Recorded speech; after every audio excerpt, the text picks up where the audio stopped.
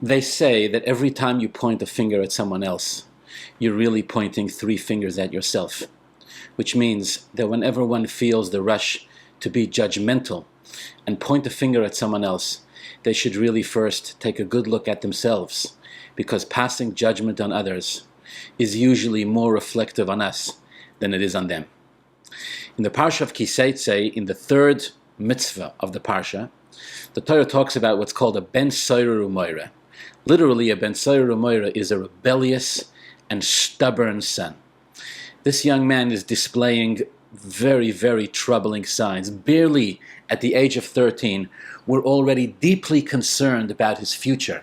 He is stealing money from his parents. He is consuming food and drink and wine in ways that leave us very, very concerned about his future. Under the right circumstances, the Torah actually says that the ben Sorerer moira would be put to death, would receive capital punishment through the hands of Beis Din.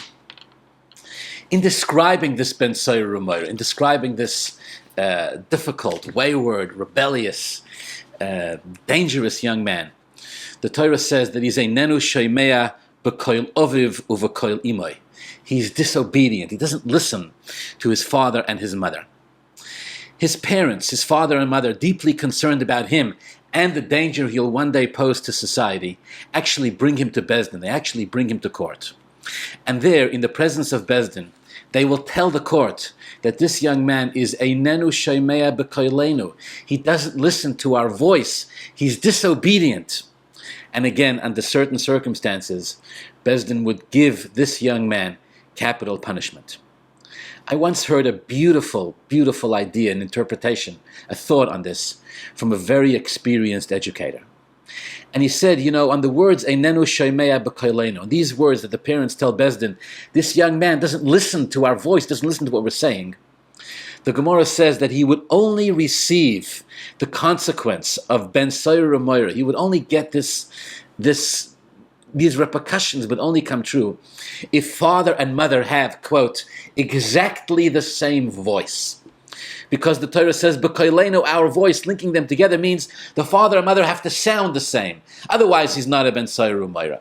And of course, the commentaries argue, is that literal? Is that not literal? I mean, if it's literal, then it's impossible for there to ever really be a ben Sorerer moira. No two human beings ever have exactly the same voice, let alone a man and a woman, a father and a mother. Of course, that would be impossible.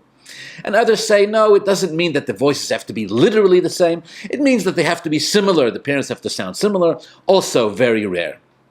All right, it goes hand in hand with the famous Talmudic debate whether this concept, whether this mitzvah of ben Sorerer moira actually even happened. Many opinions say that it never happened and it never will, and it's just a mitzvah the Torah gives us for the sake of drosh v'kabel schar, to study it and to receive reward. But be it as it may, the parents have to sound either exactly the same or they have to sound very, very similar. And this particular educator gave a fascinating interpretation on this. He said, think about it. Parents bring their young son, barely a teenager, barely 13 years old, barely bar mitzvah, into Beis Din, and they look at Beis Din and they say, this young man, he's a danger to society. He's a terrible human being.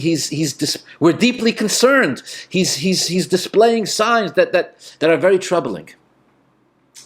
So Beis Din will look at the parents and say, okay, before we start discussion on this, before we start the evidence, did the child steal? Did the child consume the right amount of meat at the right time in the right place? Did the child consume the wine, etc.? We have one question, the Beis Din will say to the parents, before we start, ask you. And this question is not about your child. This question is about you. Tell us, Beis Din will say, when you raise your child, do you speak with one voice? Are you raising the child with clarity? Or are you raising him with mixed messages? Does he hear one set of values from his father and one set of values for his mother? Or is he being raised b'koil oviv v'koil imoy, where his father and mother speak not just physically, but conceptually with one voice?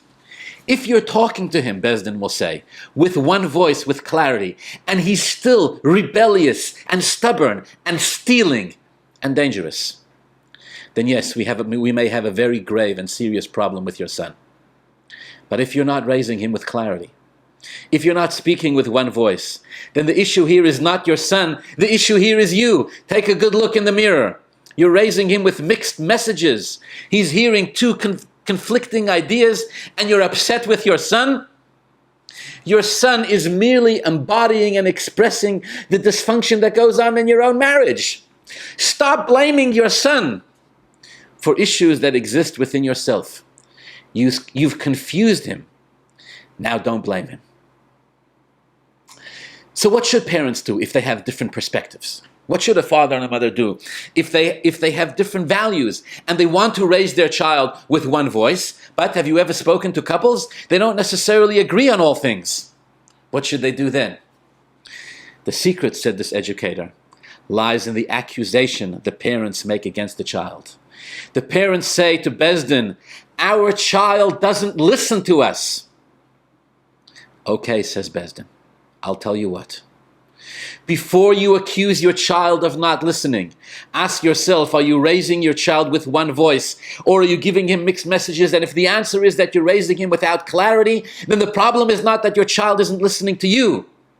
The problem is that you may not be listening to your child. For as soon as parents can put away their own agendas, and as soon as parents can put away their own preconceived notions, and truly learn to listen to their child, very often the child will tell them what it is that the child really needs and wants and what is best for them. And if they can put away their own egos and act in the best interest of the child, sooner or later they can find themselves with one voice communicating with their child. And please God, their child will no longer be a rebellious and stubborn son. May Hashem bless all of us with tremendous Yiddish Anachas. Have a wonderful Shabbos.